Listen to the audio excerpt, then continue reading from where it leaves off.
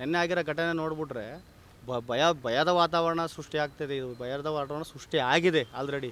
ತಕ್ಷಣ ಇದನ್ನು ಗಮನಕ್ಕೆ ತಗೊಂಡು ತಕ್ಷಣ ಎನ್ಕೌಂಟ್ರ್ ಮಾಡಿ ಬಿಸಾಕ್ರಿ. ಹೆಂಗೆ ಮಾಡಿದಾರೆ ರೀ? ಸೆಂಟ್ರಲ್ಲಿ ಏನು ಸ್ಟ್ರಾಂಗ್ ಮಾಡಿದ್ದಾರೆ? ಯಾವುದೇ ಕಾರಣಕ್ಕೂ ಏನೂ ಸ್ಟ್ರಾಂಗ್ ಇಲ್ಲ. ಮುಲಾಜಿಲ್ದಲೇ ಒಡೆದು ಬಿಸಾಕ್ರಿ. ಹಿಂದೂಗಳು ಯಾವತ್ತೂ ಹಿಂಜರಿಯಲ್ಲ. ನಾವು ಸಿಂಹಗಳಿದ್ದಂಗೆ ಇವತ್ತಲ್ಲ ನಾಳೆ ಅವ್ರ ಮೇಲೆ ಹಾರೇ ಆಡ್ತೀವಿ, ಅವ್ರ ಬೇಟೆ ಆಡೇ ಆಡ್ತೀವಿ ನಾವು. ಅದೇ ಖಂಡನೀಯವಾದಂಥ ಅಮಾನವೀಯವಾದಂಥ ಘಟನೆ ಅದು.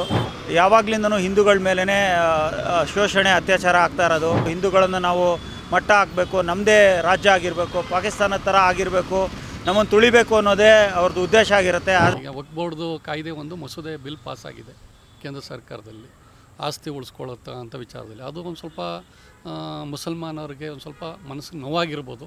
ಹಿಂದೂಗಳ ರಾಜ್ಯ ಅದು, ಮೂಲ ಪಂಡಿತರು ಹಿಂದೂಗಳ ರಾಜ್ಯ ಆಗಿತ್ತು. ಬಟ್ ಇವತ್ತು ಜನಸಂಖ್ಯೆ ಕಮ್ಮಿ ಇದೆ.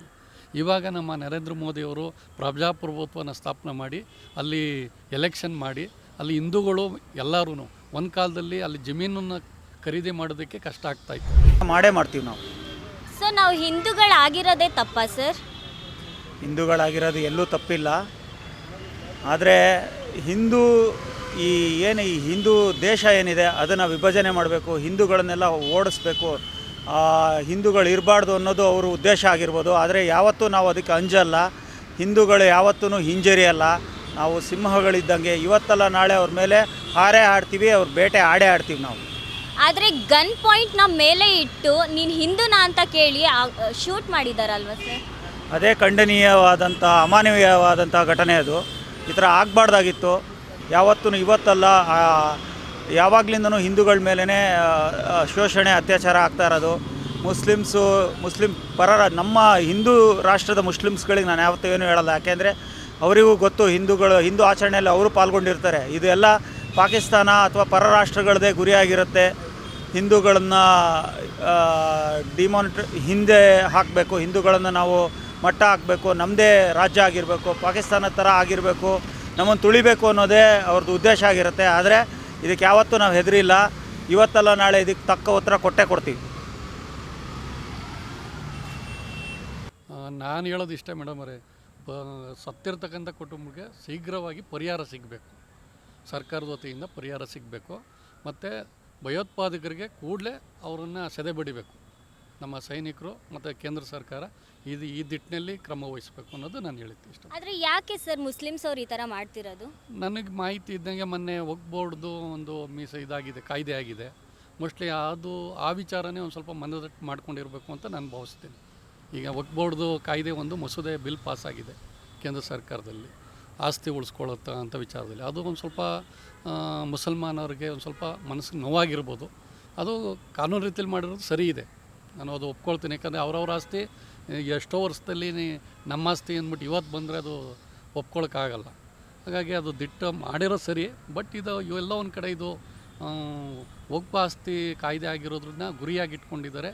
ಅದನ್ನು ಪ್ರವಾಸಿಗರ ಮೇಲೆ ದಾಳಿ ಮಾಡ್ತಾಯಿದ್ದಾರೆ ಅಂತ ನನ್ಗೆ ಅನಿಸ್ತಾ ಇದೆ. ಆದರೆ ಯಾರೋ ಒಬ್ಬ ಮಾಡಿರೋ ತಪ್ಪಿಂದ ಎಲ್ಲರಿಗೂ ಈ ಥರ ಶಿಕ್ಷೆ ಕೊಡೋದು ತಪ್ಪಲ್ವಾ ಸರ್? ತಪ್ಪೇ, 100% ತಪ್ಪೇ. ಬಟ್ ಭಯೋತ್ಪಾದಕರಿಗೆ ಇದು ಅರ್ಥ ಆಗಲ್ಲ. ಅವರು ಹೈಲೈಟ್ ಆಗಬೇಕು ಅನ್ನೋದು ಕಾಯ್ತಾ ಇದ್ದಾರೆ. ಯಾಕಂದರೆ ಸೈನಿಕರು ಹೊಡಿಕಾಗಲ್ಲ. ಈಗ ಅಟ್ಲೀಸ್ಟ್ ಪಬ್ಲಿಕ್ ಟೈಮ್ ಸೈನಿಕರ ಮೇಲೇ ಅಟ್ಯಾಕ್ ಮಾಡಿದ್ದಾರೆ. ಬಟ್ ಈಗ ಅದು ಎಚ್ಚೆತ್ಕೊಂಡಿದ್ದಾರೆ.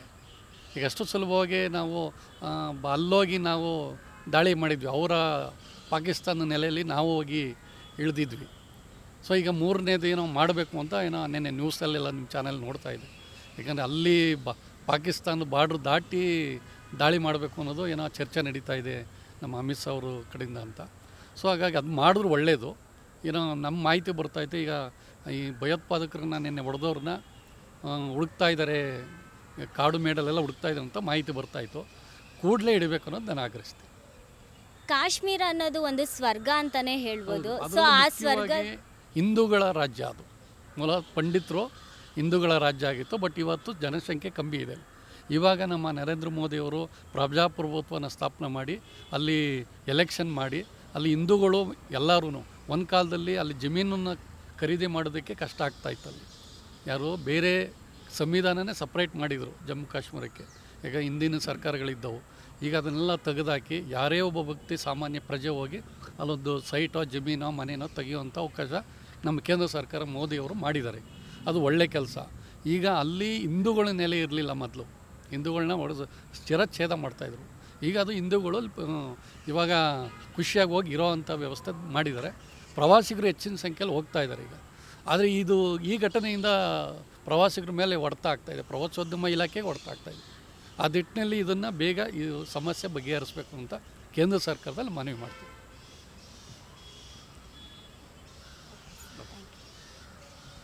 ಆಕೆಗೆ ಹೇಳ್ತಾಳೆ ಅವ್ನು ಗಂಡನ್ನ ಹೊಡೆದಾಕಿದ್ದಾರೆ, ಆಕೆ ಹೊಡೆದಾಕಿಲ್ಲ. ಯಾಕೆ ಹೇಳ್ತಾರೆ? ನಿಮ್ಮ ನರೇಂದ್ರ ಮೋದಿ ಅವ್ರಿಗೆ ಹೋಗಿ ಹೇಳಿ ಅಂತ ಹೇಳ್ತಾರೆ. ಇದು ಪ್ರತಿಯೊಬ್ಬ ಭಾರತೀಯನಿಗೂ ನಾಚಿಕೆ ಆಗೋಂಥ ಕೆಲಸ ಇದು. ಇದನ್ನು ದಯಮಾಡಿ ನರೇಂದ್ರ ಮೋದಿಯವರು ತಕ್ಷಣ ಇಮಿಡಿಯೇಟ್ಲಿ ಸಂಬಂಧಪಟ್ಟ ಹೋಮ್ ಮಿನಿಸ್ಟ್ರು ಯಾರಿದ್ದಾರೆ, ಅಮಿತ್ ಶಾ ಇರ್ಬೋದು, ಮತ್ತು ನಮ್ಮ ಗೃಹ ಸಚಿವರಾಗಿರ್ಬೋದು, ತಕ್ಷಣ ಇದನ್ನು ಗಮನಕ್ಕೆ ತಗೊಂಡು ತಕ್ಷಣ ಎನ್ಕೌಂಟ್ರ್ ಮಾಡಿ ಬಿಸಾಕ್ರಿ. ಈಗ ನಾವು ಹೆಂಗೆ ಅಂದರೆ ನಮ್ಮ ಕುಟುಂಬದವರು, ನಮ್ಮ ತಂದೆ ತಾಯಿ ಫ್ಯಾಮಿಲಿ ಹೊರ ರಾಜ್ಯಕ್ಕೆ ಇವತ್ತು ನಾವೇನಾದರೂ ಟೂರ್ ಹೋಗ್ತೀವಿ ಅಂತಂದ್ರೆ ಪ್ರವಾಸೋದ್ಯಮಕ್ಕೆ ಭಯ ಆಗ್ತಾಯಿದೆ. ನೆನ್ನೆ ಆಗಿರೋ ಘಟನೆ ನೋಡಿಬಿಟ್ರೆ ಭಯದ ವಾತಾವರಣ ಸೃಷ್ಟಿ ಆಗ್ತಿದೆ. ಇದು ಭಯದ ವಾತಾವರಣ ಸೃಷ್ಟಿ ಆಗಿದೆ ಆಲ್ರೆಡಿ. ಹಾಗಾಗಿ 12 ಜನ ಅಂತಲ್ಲ, ಇವತ್ತು ನಾನೊಬ್ಬ ಭಾರತೀಯನಾಗಿ, ನಾನೊಬ್ಬ ಕರ್ನಾಟಕದವನಾಗಿ ಇವತ್ತು ನಮ್ಮ ಕುಟುಂಬದ ಸದಸ್ಯನೊಬ್ಬನ ಕಳ್ಕೊಂಡಿರೋವಷ್ಟು ನೋವು ನಮಗೂ ಇದೆ. ಆಕೆ ಈಗ ನಮ್ಮ ಅಕ್ಕನಾಗಿರ್ಬೋದು, ತಂಗಿನಾಗಿರ್ಬೋದು, ನೋವು ಭಾಳ ನೋವಿದೆ. ಆದರೆ ಒಬ್ಬ ಭಯೋತ್ಪಾದಕ ನಿನ್ನ ನನ್ನ ಗಂಡನ ಹೊಡೆದಾಕಿದ್ರಲ್ಲ, ನನ್ನ ಹೊಡೆದಾಕಿಂತ ಆಕೆ ಕೇಳಿದಾಗ ನಿನ್ನನ್ನು ಹೊಡೆಯಲ್ಲ ನಾವು, ನೀನು ಉಳ್ಕೋಬೇಕು, ನೀನು ನರೇಂದ್ರ ಮೋದಿ ಅವ್ರಿಗೆ ಹೇಳ್ತೀನಿ ಅಂತಂದರೆ ಅಲ್ಲಿಗೆ ಎಷ್ಟು ನಮ್ಮ ಭಾರತೀಯರನ್ನ ಅವಮಾನದ ಇದು ಮಾಡ್ಕೊಂಡಿದ್ದಾರೆ. ಇದು ನಾಚಿಕೆ ಸಂಗತಿ. ನಾವು ಭಾರತೀಯರು ಭಾಳ ಸ್ಟ್ರಾಂಗ್ ಮಾಡಿದ್ದೀವಿ, ಮಿಲ್ಟ್ರಿ ಸ್ಟ್ರಾಂಗ್ ಮಾಡಿದ್ದೀವಿ ಅಂತ ಹೇಳ್ತಾರಲ್ಲ, ನೀವು ಏನು ಸ್ಟ್ರಾಂಗ್ ಮಾಡಿದ್ದಾರೆ ರೀ? ಸೆಂಟ್ರಲ್ಲಿ ಏನು ಸ್ಟ್ರಾಂಗ್ ಮಾಡಿದ್ದಾರೆ? ಯಾವುದೇ ಕಾರಣಕ್ಕೂ ಏನೂ ಸ್ಟ್ರಾಂಗ್ ಇಲ್ಲ. ಮುಲಾಜಿಲ್ದಲೇ ಹೊಡೆದು ಬಿಸಾಕ್ರಿ. ಯಾವ ಭಯೋತ್ಪಾದಕರನ್ನ ಯಾರಿದ್ದಾರೆ, ಯಾವನೇ ಆಗಲಿ ಹೊಡೆದು ಬಿಸಾಕ್ರಿ. ನಾವು ಕುಟುಂಬ ಸದಸ್ಯರಾಗಿ ನಾವು ನಾಳೆ ದಿವಸ ನಮ್ಮ ಕುಟುಂಬ ಆಗಲಿ ನಾವು ಹೊರ ರಾಜ್ಯಕ್ಕೆ ಹೋಗೋಕ್ಕೆ ಪ್ರವಾಸೋದ್ಯಮಕ್ಕೆ ಭಯವಾಗ್ತೈತೆ.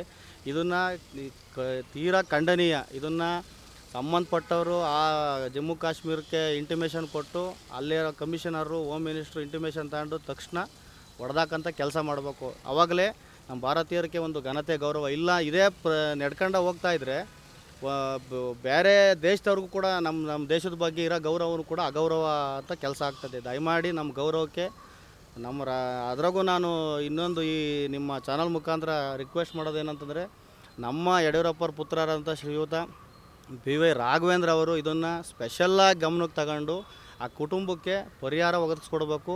ಮತ್ತೆ ಈ ರೀತಿ ನಮ್ಮ ರಾಜ್ಯದವ್ರಿಗೆ ಯಾವುದೇ ರೀತಿ ತೊಂದರೆ ತಾಪತ್ರೆ ಆಗದಂಗೆ ಹೊರ ರಾಜ್ಯಕ್ಕೆ ಹೋದಾಗ ಒಂದು ಸ್ಥಾನಮಾನ ಕೊಡಬೇಕು, ಮತ್ತು ಬಿಗಿ ಭದ್ರತೆ ಕೊಡಬೇಕು ಅಂತ ಹೇಳಿ ಈ ಮುಖಾಂತರ ನಾನು ಕೇಳ್ಕೊತೀನಿ ಸರ್.